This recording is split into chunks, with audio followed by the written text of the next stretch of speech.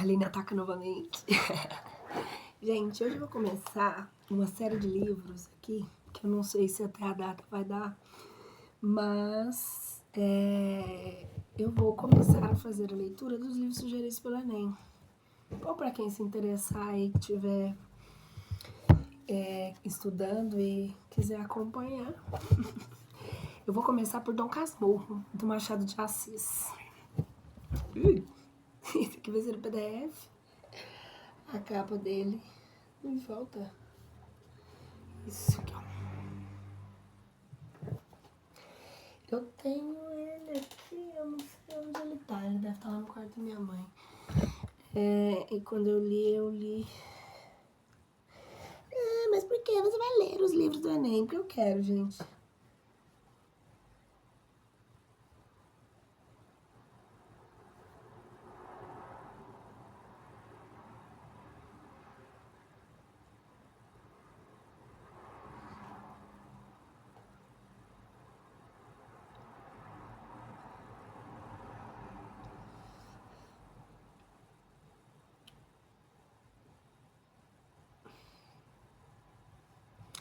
Então vamos à introdução, né? Machado de Assis, pelos subterrâneos da condição humana. O século XIX talvez tenha sido um dos momentos mais decisivos da história da humanidade. Século de grandes transformações, queda de impérios corroídos pelos gritos de identidade e liberdade, avanços imponderáveis na ciência, assim como mudanças radicais em todas as esferas artísticas. Particularmente no Brasil, visto que sua independência ocorreu oficialmente em 1822, as mudanças e os anseios em todos os sentidos deram forma a uma luta incansável por novos valores e uma literatura que realmente desse conta de uma identidade mais brasileira. Foi em tal clima que nasceu Joaquim Maria Machado de Assis, em 1839, na cidade do Rio de Janeiro. Faleceu na mesma cidade em 1908. Machado de Assis foi um homem no plural. Atuou em diversas esferas públicas na cidade do Rio de Janeiro. Grande jornalista e um dos principais responsáveis pela fundação da Academia Brasileira de Letras em 1897, assim como eleito por unanimidade o seu primeiro presidente. Suas posições em inúmeros segmentos eram firmes e, em geral, influenciavam a atmosfera política, cultural e social da época. Fiz uma pausazinha aqui para eu poder desligar a internet que tava baixando um outro vídeo que eu tô carregando, porque senão não vai parar de travar. Não sei se vai travar depois que a gente colocar, mas tudo bem. Então vamos lá. Seu conjunto de obras, se optarmos por uma tipologia textual didática, abrange crônicas, poesias, ensaios e peças de teatro, contos e romances. Como afirma Marco Lucchesi, cada um de nós traz uma ideia de Machado, ideia vaga, talvez difusa, mas eminente, sua apaixonada e intransferível. Mas eminentemente sua, apaixonada e intransferível, como se guardássemos um fino véu a se estender sobre a cidade do Rio de Janeiro, paisagem pela qual vamos fascinados e diante cuja natureza nos suspiramos. Todo um rosário de ruas e de igrejas, mata-cavalos, Santa Luzia, Latoeiro e Candelária, nomes e solenidades perdidas, morros derrubados, praias ausentes, tudo que perdemos move-se ainda nas páginas de uma cidade-livro, cheia de árvores e de contradições, por vezes dolorosas, chácaras e quintais compridos, aqueles mesmos quintais que assistiram aos amores de Bentinho e Capitu, dentro cuja educação sentimental nos formamos. Se cada um de nós traz uma ideia de Machado, quase impossível não imaginá-lo um homem profundamente apaixonado pela vida, apaixonado pela humanidade, comprometido com o Brasil. Haveria uma grande lacuna na memória coletiva de nosso país se o conjunto de obras de Machado não se fizesse presente. Nem por isso deixou de lado os seus amores e as suas paixões pessoais. 2 de março de 1869. Minha querida Carolina, recebi ontem 2 cartas tuas, depois de 2 dias de espera. Calculo o prazer que tive, como as reli e beijei. A minha tristeza converteu-se em súbita alegria, e eu estava tão aflito por ter notícias tuas, que saí do diário há 1 hora para ir à casa, e com efeito encontrei as 2 cartas, uma das quais deveria ter vindo antes, mas que sem dúvida, por causa do correio, foi demorada. Obrigada pela flor que mandaste, dei-lhe 2 beijos como se fosse a ti mesma, porque apesar de seca e sem perfume, trouxe-me ela um pouco de tua alma. O fragmento da carta em questão de Machado de Assis para Carolina Augusta Xavier de Novaes, nascida em Portugal, ilustra em grande parte a sua paixão por aquela que ficaria ao seu lado até a morte. No entanto, como via de regra que ocorre na maioria das biografias, há muitas inverdades como a respeito da vida de Machado de Assis. Nas palavras esclarecedoras de Marco Lucchesi, a ideia, por exemplo, de um menino mais pobre do que realmente foi, de competição mais frágil que realmente teve. A lista seria longa. Não consta que Machado de Assis tivesse tentado apagar as suas raízes ou que lhe faltasse amor pela família. A existência da padaria de Galô, onde teria aprendido francês, carece de documentação plausível. O primeiro poema que publicou não foi a primeira, mas a Ilma, da senhora D.P.J.A. Carolina não ampliou as leituras de Machado, nem tampouco lhe aperfeiçoou o estilo. O espaço entre a primeira e a segunda fase, cuja fronteira seriam as memórias póstumas de Brás Cubas, deixou de ser vista como um abismo. Não faltam árvores e quintais no coração da narrativa e a natureza não está fora dos seus quadros, como também as cartas que escreveu não respiram frias distâncias. Por último, Machado de Assis deixou de lado as questões políticas como o caso Christie, a escravidão e a república. Um dos pontos mais relevantes ressaltados por Lucchesi estaria justamente na questão de se colocar em classificações, em especial nos romances do autor. Machado de Assis possui um conjunto de obras muito diversificado. Seria muito impreciso dividir os seus romances em fase romântica e fase realista. Por um grande mestre de linguagem como ele, não existem classificações. Rigorosamente sabe-se cada livro é um livro. Tal fato não nega que as obras de Machado de Assis estejam dentro de um determinado período histórico e literário. Trata-se apenas de esclarecer alguns processos que julgamos fundamentais para todos aqueles dignos de serem reconhecidos como inovadores e arejadores da linguagem. Justamente um dos principais objetivos da literatura, que se pode afirmar com mais segurança, é que todo e qualquer escritor possui, em algumas obras, em que a maturidade de todos os graus é percebida de maneira mais clara. A palavra de Machado era bonita, fresca, saía das mãos da natureza, cheia de feitiço, precário e eterno, e que o indivíduo a outro indivíduo para os fins secretos da criação. Era isso, Virgília, e era clara, muito clara, faceira, ignorante, pueril, cheio de empestos misteriosos, muita preguiça e alguma devoção. Devoção ou talvez medo. Creio que medo. Aí tem o leitor poucas linhas, o retrato físico e moral da pessoa que devia influir mais tarde na minha vida. Era aquilo com 16 anos. Tu que me lês, se ainda fores viva, quando estas páginas vierem à luz, tu que me lês, vigília amada, não reparas na diferença entre a linguagem de hoje e a que primeiro entreguei quando te vi? Cada estação é a vida de uma edição que corrige a anterior e que será corrigida também até a edição definitiva que o editor dará graça aos vermes.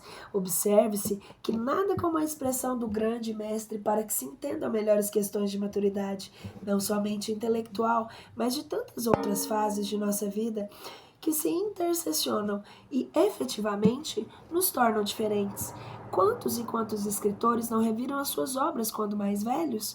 Quantos não se escreveram, por sinal, até romances, por entenderem naturalmente que na época em que foram escritos talvez fossem mais ingênuos, menos afetados pelas exigências da vida, ou menos perfeccionistas. Não faltam razões para que o escritor revise suas obras e, via de regra, se torne mais exigente. Uma coisa é escrever aos 20 anos, outra coisa aos 50. Diante do exposto, não podemos negar que o conjunto de obras de Machado traz suas marcas inconfundíveis, por isso como sua literatura é tão singular, ou seja, contém um grande grau de ironia, crítica social, memorialismo e, sobretudo, insubordinação aos cânones estabelecidos por modismos e normas estabelecidas pela tradição literária. O estilo machadiano é autenticado pela busca incansável de novas formas de expressão. O essencial seria não perder de vista a força do entendido e a leitura do intervalo.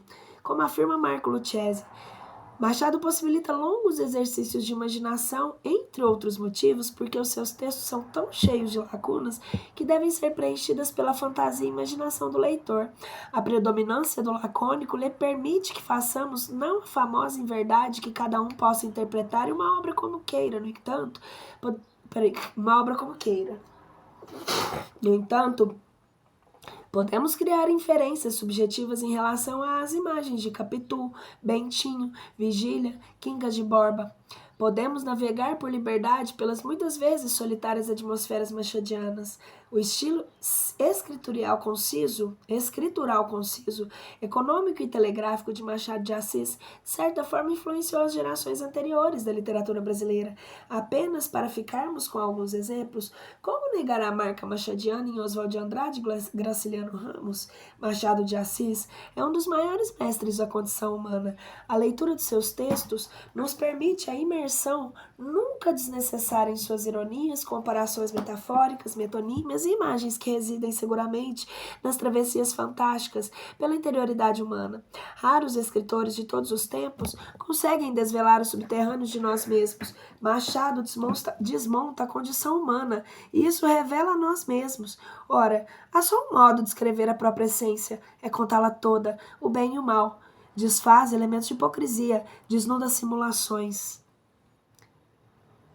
Toca em pontos nerválgicos da nossa alma, mas nem por isso é áspero ou grosseiro. Sua escritura é pontual, elegante, há uma delicadeza e suavidade em seus textos que são admiráveis. Quantos minutos gastamos naquele jogo? Só os relógios dos céus terão marcado esse tempo infinito e breve. A eternidade tem as suas pêndulas. Nem por não acabar, nunca deixa de querer saber a duração da felicidade e dos suplícios.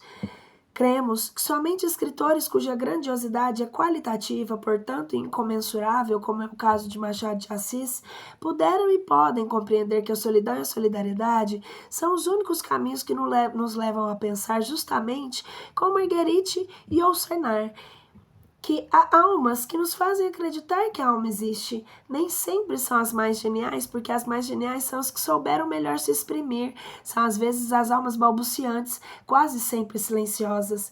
No encerramento de Memórias Póstumas de Brás Cubas, cuja leitura julgamos imperdível, Machado declara: não tive filhos, não transmiti a nenhuma criatura o legado de nossa miséria, embora não tenha deixado, como afirma o legado, do seu conjunto de obras, cuja permanência tem enriquecido continuamente os nossos horizontes.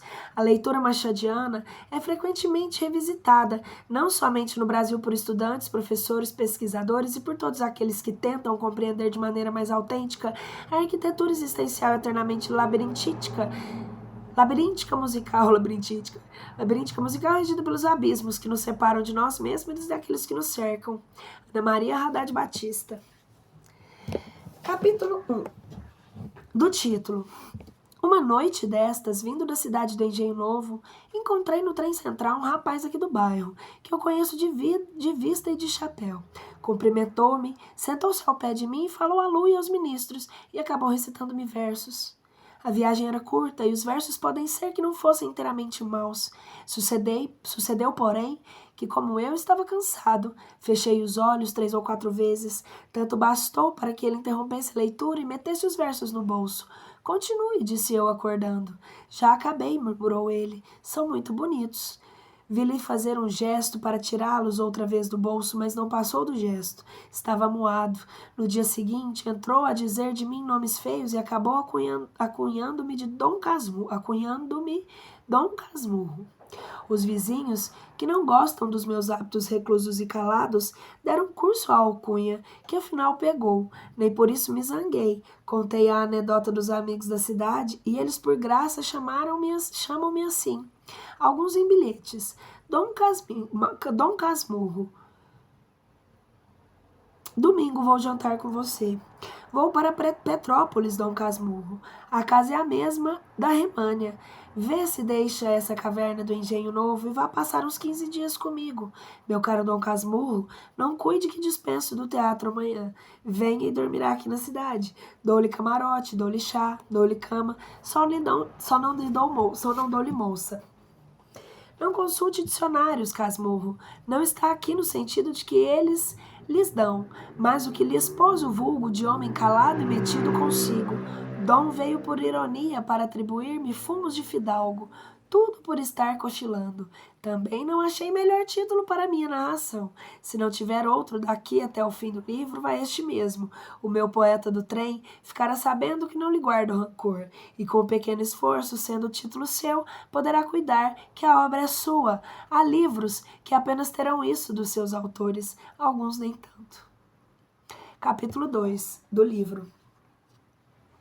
Agora que expliquei o título, passo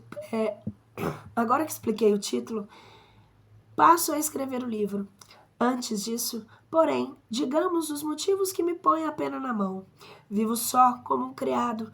A casa que moro é própria. Fila construir de propósito, levado de um desejo tão particular que me vexa imprimi-lo. Mas vá lá. Um dia, há bastantes anos, lembrou-me reproduzir no Engenho Novo a casa que me criei na antiga rua Mata Cavalos, dando-lhe o mesmo aspecto e economia daquela outra que desapareceu. Construtor e pintor entenderam bem as indicações que lhes fiz. É o mesmo prédio assombrado, 3 janelas de frente, varanda ao fundo, as mesmas alcovas e salas. Na principal destas, a pintura do teto e das paredes é mais ou menos igual. Umas grinaldas de flores miúdas e grandes pássaros que as tomam nos bicos de espaço a espaço.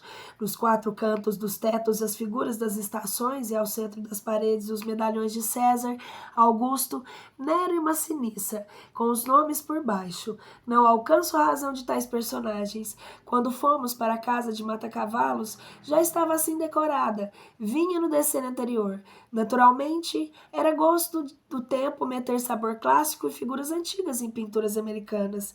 O mais é também análogo e parecido. Tem o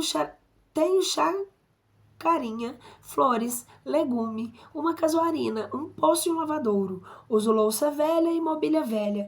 Enfim, agora como outrora, há aqui o mesmo contraste da vida interior, que é pacata, como a exterior, que é ruidosa.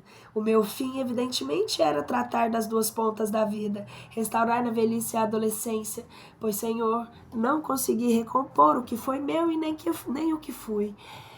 Em tudo o seu rosto é igual, a fisionomia o seu rosto é igual. A fisionomia que é diferente.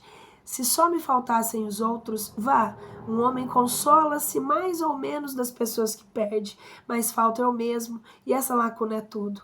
O que aqui está é mal, comparando semelhante à pintura que se põe na barba e nos cabelos, e que apenas conserva o hábito externo, como se diz nas autópsias. O interno não aguenta tinta. Uma certidão que me desse 20 anos de idade poderia enganar os estranhos, como todos os documentos falsos, mas não a mim. Os amigos que me restam são data recente. Todos os antigos foram estudar a geologia dos Campos Santos. Quanto às amigas, algumas datam 15 anos, outras de menos, a quase todas creem na mocidade. 2 ou 3 fariam crer nela aos outros, mas a língua que falam obriga muita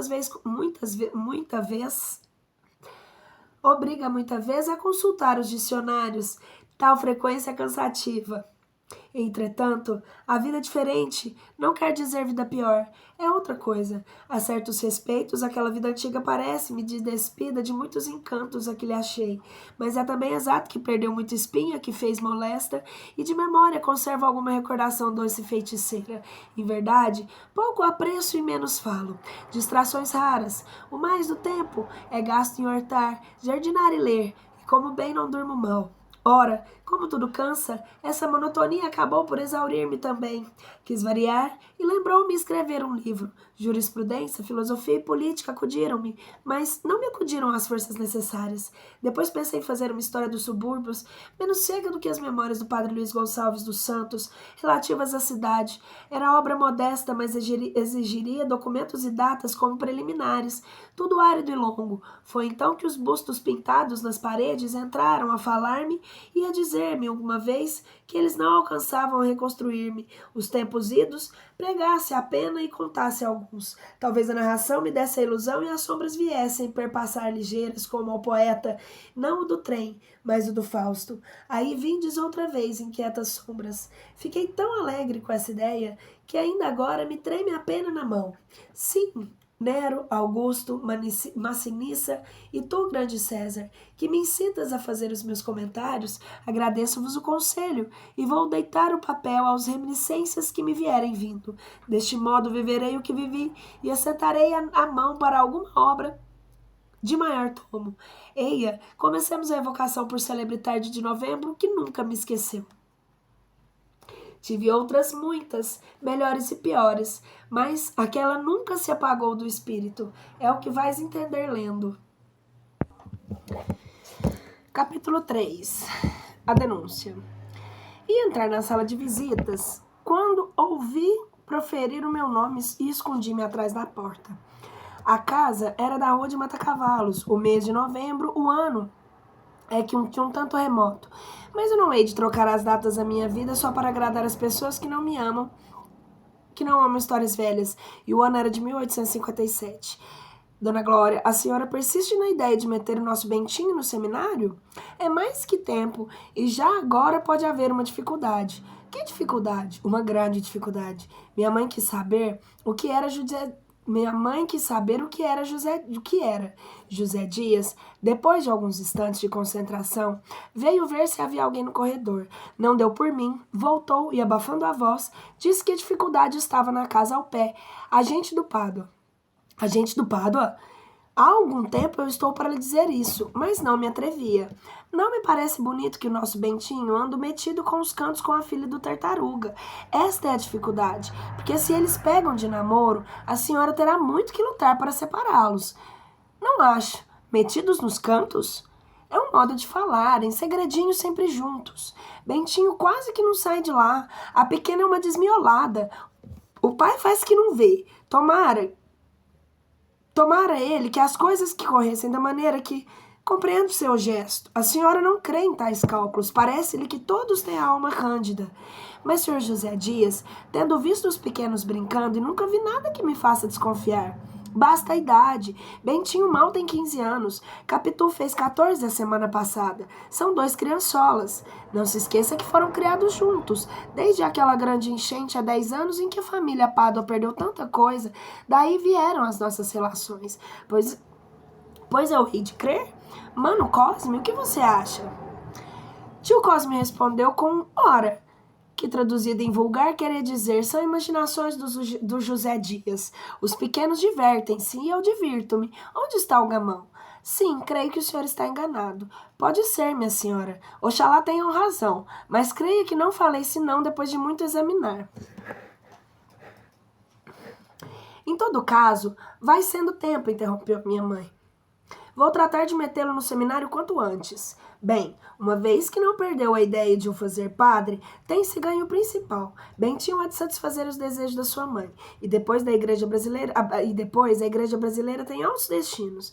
Não esqueçamos que um bispo presidiu a Constituinte, que o padre Feijó governou o império. Governou como a cara dele. Atalhou tio Cosme, cedendo a antigos rancores políticos.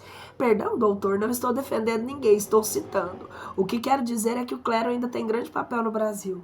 Você, o que quer é um capote. Ande, vá buscar o gamão. Quanto ao pequeno, se tem de ser padre, realmente é melhor que não comece a dizer missa atrás das portas. Mas olhe cá, Mana Glória, a mesma necessidade de fazê-lo padre? É promessa, há de se cumprir. Sei que você fez promessa, mas uma promessa sim, não sei. Creio que, bem pensado. Você o que acha, prima Justina? Eu? Verdade é que cada um sabe melhor de si, continuou Cosme.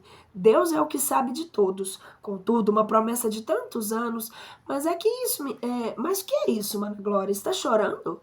Ora esta, por isso é coisa de lágrimas?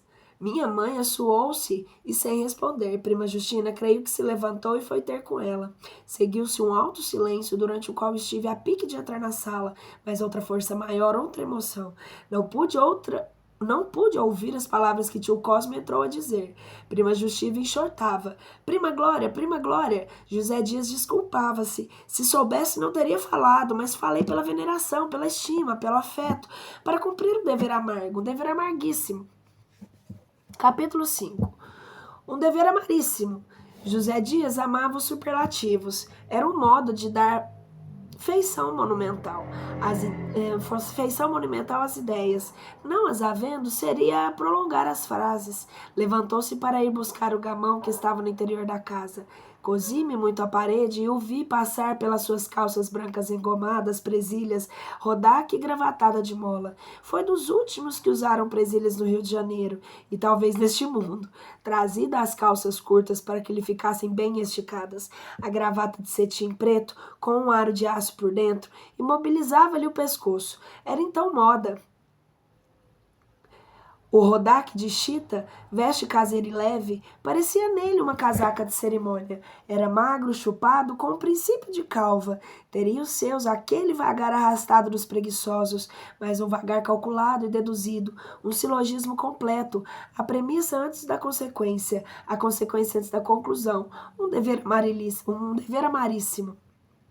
Capítulo 5. O agregado. Nem sempre ia naquele passo vagaroso e rígido. Também se descompunha em acionados. Era muita vez rápido e lépido nos movimentos, tão natural nessa como naquela maneira. Outro sim ria largo, se era preciso de um grande riso sem vontade, mas comunicativo a tal ponto as bochechas, de um grande os dentes, os olhos, toda a cara, toda a pessoa, todo mundo parecia rir nele, nos lances graves, gravíssimos. Era o nosso agregado desde muitos anos. Meu pai ainda estava na antiga fazenda de Itaguaí e eu acabava de nascer. Um dia apareceu ali vendendo-se por médico homeopata. Levava um manual e uma botica. Havia então um andaço de febres. José Dias curou um feitor e uma escrava e não quis receber nenhuma remuneração. Então meu pai propôs-lhe ficar ali vivendo com um pequeno ordenado. José Dias recusou, dizendo que era justo levar a saúde à casa de sapé do pobre.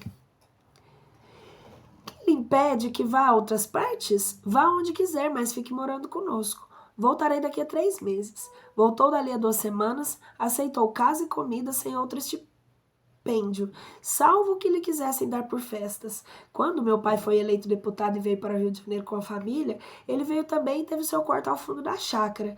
Um dia, reinando outra vez febres em Itaguaí, disse-lhe meu pai que fosse ver a nossa escravatura. José Dias deixou-se estar calado, suspirou e acabou confessando que não era médico. Tomara este título para ajudar a propaganda da nova escola, e não o fez sem estudar muito e muito, mas a consciência não lhe permitira aceitar mais doentes. Mas você curou das outras vezes. Creio que sim, mas acertado, porém, é dizer que foram os remédios indicados nos livros. Eles sim, eles abaixo de Deus. Eu era um charlatão. Não negue. Os motivos do meu procedimento podiam ser e eram dignos. A homeopatia é a verdade, e para servir a verdade menti. Mas é tempo de restabelecer tudo. Não foi despedido como pedia então. Meu pai não podia dispensá-lo. Tinha o dom de se fazer aceito e necessário. Dava-se por falta dele como de pessoa da família. Quando meu pai morreu, a dor que o pungiu foi enorme. Disseram-me, não me lembro. Disseram-me, não me lembro. Minha mãe ficou-lhe muito grata e não consentiu que ele deixasse o quarto da chácara. Ao 7º dia depois da missa, ele foi despedir-se dela. Fique, José Dias. Teve um pequeno legado. Obedeço, minha senhora. Teve um pequeno legado no testamento, uma apólice e 4 palavras de louvor. Copiou as palavras, encaixilhou-as e apendurou-as no quarto, por cima da cama. Esta é a melhor apólice, dizia ele muitas vezes. Com o tempo, adquiriu certa autoridade na família, certa audiência, ao menos. Não abusava e sabia que opinar obedecendo. Ao cabo, era amigo. Não direi ótimo, mas nem tudo é ótimo neste mundo.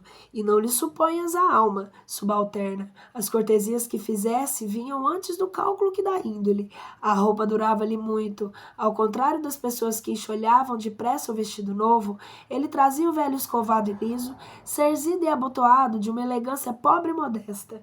Era lido, posto que de atropelo, bastante para divertir ao serão e à sobremesa, ou explicar algum fenômeno, falar dos efeitos do calor e do frio, dos polos e do Robespierre.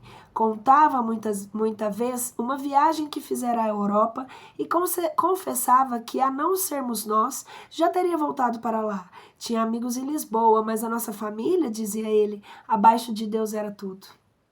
Abaixo ou acima? Perguntou-lhe tio Cosme um dia. Abaixo, repetiu José Dias, cheio de veneração.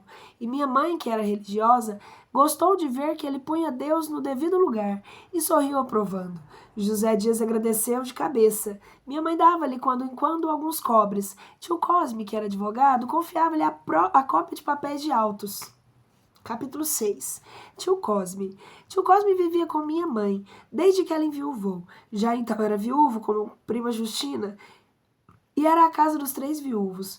A fortuna troca, muita vez, as mãos à natureza. Formado para as serenas funções do capitalismo, tio Cosme não enriquecia no foro, ia comendo. Tinha um escritório na antiga Rua das Violas, perto do júri, que era o extinto aljube. Trabalhava no crime. José Dias não perdia as defesas orais de tio Cosme. Era quem lhe vestia e despia a toga, com muitos cumprimentos no fim. Em casa, referia aos debates. Tio Cosme, por mais modesto que quisesse ser, sorria de persuasão. Era gordo e pesado, tinha respiração curta e os olhos dorminhocos. Uma das minhas recordações mais antigas era vê-lo montar todas as manhãs a besta que minha mãe lhe deu e o que levava ao escritório. O preto que a tinha ido buscar à cachoeira segurava o freio, enquanto ele erguia o pé e pousava no estribo. Isso se seguia em um minuto de descanso ou reflexão. Depois, dava impulso o primeiro corpo e ameaçava subir, mas não subia. Segundo impulso, igual efeito.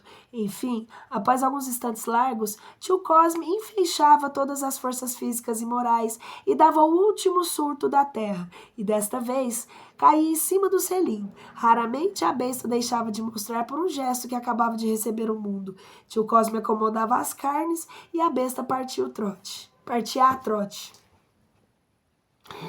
Também não me esqueceu que ele me fez uma tarde. Posto que nascido na roça, de onde vim com 2 anos, e apesar dos costumes do tempo, eu não sabia montar e tinha medo ao cavalo. Tio Cosme pegou em mim e escanchou-me em cima da besta. Quando me vi no alto, tinha 9 anos, sozinho e desamparado, o chão lá embaixo, entrei a gritar desesperadamente. Mamãe, mamãe! Ela acudiu pálida e trêmula. Cuidou que me estivessem matando,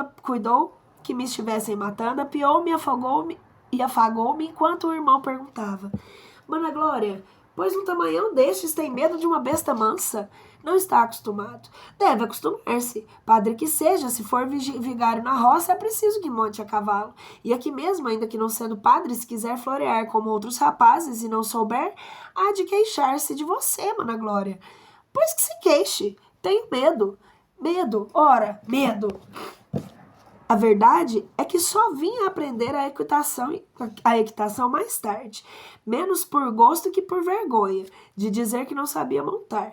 Agora que ele vai namorar deveras, disseram quando eu comecei as lições. Não se diria o mesmo de tio Cosme. Nele era velho costume e necessidade. Já não dava para namoros. Contam que em rapaz foi aceito de muitas damas, além de partidário exaltado, mas os anos levaram-lhe o mais do ardor do político sexual, e a gordura acabou com o resto das ideias públicas e específicas. Agora, só cumpria as obrigações do ofício e um amor. Nas horas de lazer vivia olhando ou jogava. Uma ou outra vez dizia pilheiras.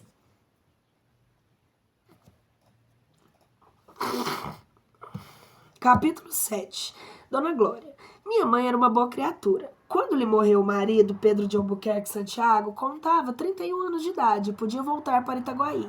Não quis. Preferiu ficar perto da igreja em que meu pai fora sepultado. Vendeu fazendóla e os escravos, comprou alguns que pôs ao ganho e alugou uma dúzia de prédios, certo número de apólices, e deixou de estar na casa de Matacavalos, onde vivera os últimos 2 anos de casada. Era filha de uma senhora mineira, descendente de outra paulista, a família Fernandes. Ora, pois naquele ano, Da Graça de 1857, Dona Maria da Glória Fernandes Santiago contava 42 anos de idade. Era ainda bonita e moça, mas teimava em esconder os saldos da juventude. Por mais que a natureza quisesse preservá-la da ação do tempo, vivia metida em um eterno vestido escuro sem adornos, com um chale preto dobrado em triângulo e abrochado ao peito por um camafeu. Os cabelos em bandóis eram apanhados sobre a nuca por um velho pente de tartaruga. Alguma vez trazia touca branca de folhos, lidava assim com seus sapatos de cordovão rasos e surdos a um lado e outro, vendo e guiando os serviços de todos da casa inteira, desde manhã até a noite. Tenho ali na parede o retrato dela, ao lado do marido, tais quais da outra casa. A pintura escureceu muito, mas ainda dá ideia de ambos. Não me lembra nada dele, a não ser vagamente que era alto e usava cabeleira grande. O retrato mostra uns olhos redondos que me acompanham para todos os lados, efeito da pintura que me assombrava em pequeno. O pescoço sai de uma gravata preta de muitas voltas, a cara é toda rapada, salvo um trechozinho apegado às orelhas. O de minha mãe mostra que era linda. Contava então 20 anos e tinha uma flor entre os dedos. No painel parece oferecer a flor ao marido. O que se lê na cara de ambos é que a felicidade conjugal, por ser comparada à sorte grande, eles tiraram no bilhete, comprado de sociedade. Concluo que não se devem abolir as loterias. Nenhum premiadas acusou ainda de imorais, como ninguém taxou de má a buceta de Pandora, por lhe ter ficado a esperança no fundo. Em alguma parte há ela de ficar. Aqui os tem os dois bem casados de outrora, os bem amados e bem-aventurados, que se foram desta para outra vida. Continuar o sonho provavelmente quando a loteria e Pandora me aborrecem. Ergo os olhos para eles e esqueço os bilhetes brancos e a boceta fatídica. São retratos que valem por originais. O de minha mãe, estendendo a flor do marido, parece dizer: sou toda sua, meu guapo cavalheiro. O de meu pai, olhando para a gente, faz este comentário: vejam como esta moça me quer. Se padeceram moléstias, não sei. Como não sei se tiveram desgostos. Era criança e comecei por não ser nascido. Depois da morte dele, lembram-me que ela chorou muito. Mas aqui estão os retratos de ambos, sem que o encardido do tempo lhe tirasse a primeira expressão. São como fotografias instantâneas da felicidade.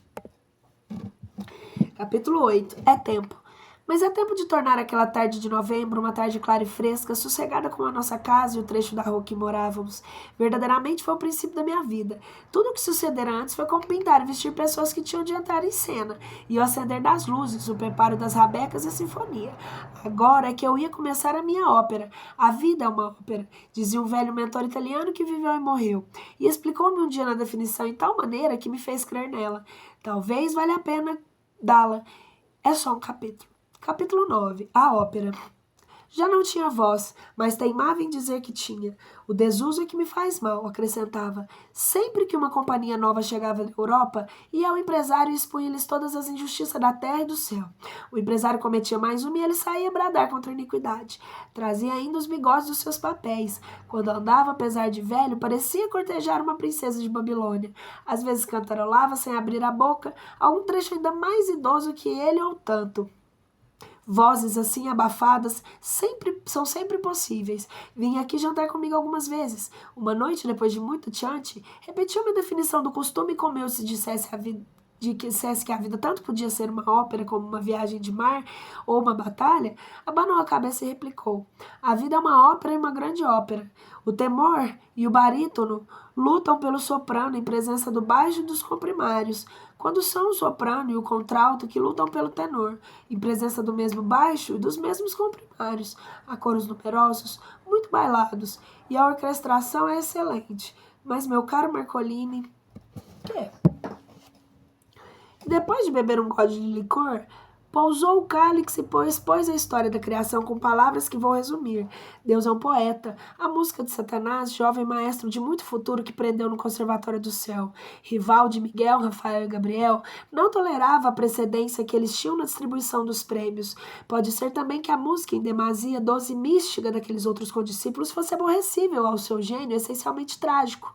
Tramou uma rebelião que foi descoberta a tempo, e ele expulso do conservatório.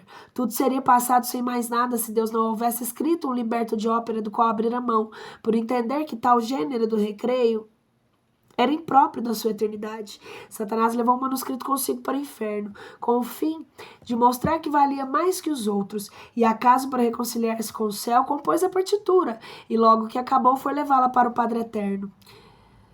Senhor, não desaprendi as lições recebidas, disse-lhes. Aqui tendes a partitura e escutai, e mandai-a e fazei-a executar, e se achar digna das alturas, admiti-me com ela a vossos pés. Não retorquiu o Senhor, não quero ouvir nada. Mas, Senhor, nada. Satanás suplicou ainda, sem melhor fortuna, até que Deus, cansado e cheio de misericórdia, consentiu em que a ópera fosse executada, mas fora do céu. Criou um teatro especial, este planeta, e inventou uma companhia inteira, com todas as partes primárias e comprimárias, coros e bailarinos. Ouvi agora alguns ensaios. Não quero saber de ensaios. Basta-me haver composto liberto. Estou pronto a dividir contigo os direitos de autor. Foi talvez um mal esta recusa. Dela resultaram alguns desconcertos que a audiência prévia e a colaboração amiga teriam evitado. Com efeito, há lugares em que o verso vai para a direita e a música para a esquerda. Não falta quem diga nisso mesmo que está a beleza da decomposição. Fugindo da monotonia, assim explicam o terceiro Éden, a área de Abel, os coros da guilhotina e da escravidão. Não é raro que os mesmos lances se reproduzam, sem razão suficiente. Certos motivos cansam a força da repetição.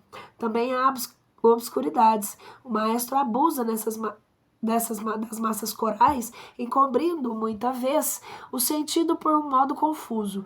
Não é muitas vezes aqui, ainda da era que escrevia muita vez, né? Tem coisas que ainda são da antiga gramática. As partes orquestrais são, aliás, tratadas com grande perícia. Tal é a opinião dos imparciais. Os amigos do maestro querem que oficialmente se possa achar a obra tão bem acabada ou com outro admite certas rudezas e tais das quais lacunas, mas com o andar da ópera é provável que eles sejam preenchidas ou explicadas e aquelas desapareçam inteiramente, não se negando o maestro a emendar a obra onde achar que não responde de todo o pensamento sublime do poeta. Já não dizem o mesmo amigo deste. Juram que o liberto foi sacrificado, que a partitura corrompeu o sentido da letra, posto que seja bonita em alguns lugares e trabalhada com arte em outros. É absolutamente diversa e até contrária ao drama. O grotesco, por exemplo, não está no texto do poeta. É uma excrescência para imitar as mulheres patuscas de Windsor. Este ponto é contestado pelos satanistas com alguma aparência de razão. Dizem eles, ao mesmo tempo em que o jovem Satanás compôs grande ópera, e nessa farsa nem Shakespeare eram nascidos. Chegam a afirmar que o poeta inglês não teve outro gênio, senão transcrever a letra da ópera com tal arte e fidelidade que parece que o próprio autor da composição, mas evidentemente um plagiário. Essa peça concluiu que o velho tenor durará enquanto durar o teatro, não se podendo calcular em que tempo será ele demolido por autoridade astronômica. O êxito crescente. Poeta e músico recebem pontualmente os seus direitos autorais, que não são os mesmos, porque a regra da divisão é aquilo da escritura. Muitos são chamados, poucos os escolhidos. Deus recebe em ouro, Satanás em papel. Tem graça. Graça, bradou ele com fúria, mas aquietou-se logo e replicou. Caro Santiago, eu não tenho graça, eu tenho horror à graça. Isso que diga é a verdade pura e última. Um dia, quando todos os livros forem queimados por inúteis, há de haver alguém que, por ser tenor e talvez italiano, ensine esta verdade aos homens. Tudo é música, meu amigo. No princípio era o dó, e o dó se fez ré e etc. Esse cálice enche novamente. Esse cálice é um breve estribilho, não se ouve? Também não se ouve pau nem a pedra, mas tudo cabe na mesma ópera.